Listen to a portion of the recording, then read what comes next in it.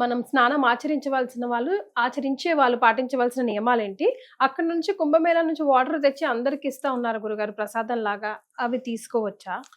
తీర్థంలాగా కుంభమేళాలు అంటే మనకి ఏంటనంటే కుంభమేళా నది దగ్గర కాకుండా త్రివేణి సంఘం కలిసేటువంటిది ఒక 1/2 కిలోమీటర్ లోపలికి వెళితే అక్కడ త్రివేణి సంఘం కలిసే ప్రదేశం ఉంటుంది. ఆ ప్రదేశంలో పట్టుకొచ్చినటువంటి నీటిని కనుక తీసుకుని వచ్చి మనము మామూలుగా దేవ పూజ చేసిన తర్వాత ఆ స్వామికి నివేదన చేస్తాం కదా, ఆ తీర్థంలో ఆ 2-3 చుక్కలు ఆ కుంభమేళా నుంచి వచ్చిన వాటిని వేయవచ్చు.